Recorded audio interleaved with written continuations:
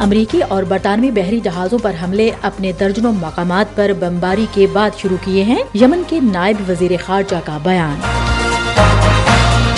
امریکی وزیر خارجہ مشرق وسطی کے ایک اور دورے پر سعودی عرب پہنچ گئے۔ خطے میں امن کا انحصار غزہ کے خلاف اسرائیل کے جنگی جرائم کو فوری روکنے پر منحصر ہے، ایرانی وزارت خارجہ۔ وائس آف امریکہ واشنگٹن سے اہم خبروں کے ساتھ سعدیہ زیب رانجھا۔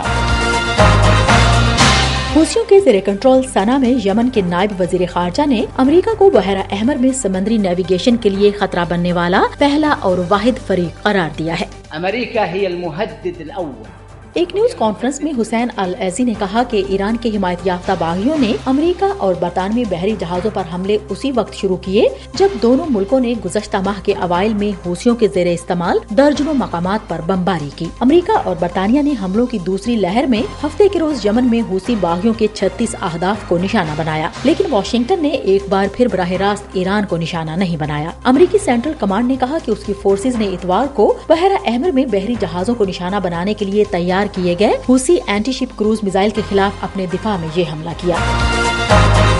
ہم وائس آف امریکہ واشنگٹن سے آپ سے مخاطب ہیں۔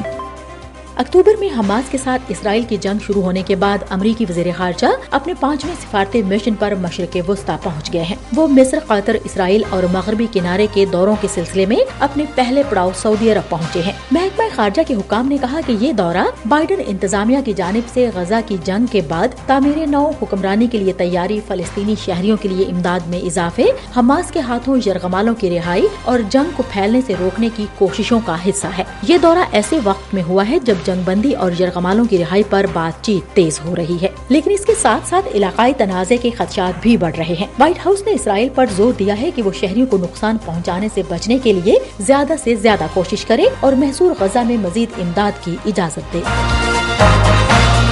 ایرانی وزارت خارجہ نے کہا ہے کہ خطے میں امن کا انحصار غزہ کے خلاف اسرائیل کے جنگی جرائم کو فوری طور پر روکنے پر منحصر ہے۔ شهروندان آمریکایی منعی برای سفر به جمهوری اسلامی ایران ندارند۔ ایرانی وزارت خارجہ کے ترجمان ناصر کنانی نے اپنی ہفتہ وار پریس بریفنگ میں امریکہ پر الزام عائد کیا کہ وہ اپنے اسٹریٹجک اہداف کو عملی جامہ پہنانے کے لیے خطے میں اسرائیل کو ایک پراکسی طاقت کے طور پر رکھتا ہے۔ کنانی نے اس بات کی تردید کی کہ مشرق وسطی میں ایران کی پراکسی فورسز موجود ہیں۔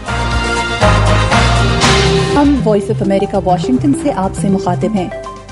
امریکہ میں جیل کے قیدی کھانے پینے کی اشیاء کے لیے بڑے پیمانے پر کھیتوں میں کام کرتے ہیں۔ وہ کھیت جن پر کبھی افریقہ سے لائے گئے غلام کام کیا کرتے تھے، اب وہاں ملک کا سب سے بڑا جیل خانہ قائم ہے۔ ان قیدیوں سے انتہائی کم اجرت پر لیے جانے والے کام سے ملک میں خوراک کی سینکڑوں کمپنیاں فائدہ اٹھا رہی ہیں۔ خبرساں ادارے اے پی کی 2 سال کی تحقیقات کے بعد سامنے آنے والی رپورٹ کے مطابق ان قیدیوں سے چند سینٹ فی گھنٹہ یا بالکل مفت لیے جانے والے کام سے جو زرعی پیداوار ہوتی ہے، اس کی مالیت کروڑوں ڈالرز میں ہے۔ یہ قیدی ملک میں سب سے کم حقوق والے ورکرز ہیں جو اگر اس کام سے انکار کر دیں تو انہیں پیرول میں دشواری کا سامنا کرنا پڑتا ہے یا بعض کو قید تنہائی کی سزا دی جاتی ہے۔ یہ اشیاء بڑی سپر مارکیٹس میں بھی فروخت کی جاتی ہیں جبکہ کچھ کو برآمد بھی کیا جاتا ہے۔ ایسے ممالک بھی یہ اشیاء درآمد کرتے ہیں جنہوں نے امریکہ میں جبری یا قیدیوں کی مزدوری سے پیدا ہونے والی اشیاء پر پابندی لگا رکھی ہے۔ 13ویں آئینی ترمیم کے مطابق ملک میں غلامی اور جبری مزدوری پر پابندی ہے، لیکن جرم کی سزا کے طور پر اسے قانونی سمجھا جاتا ہے۔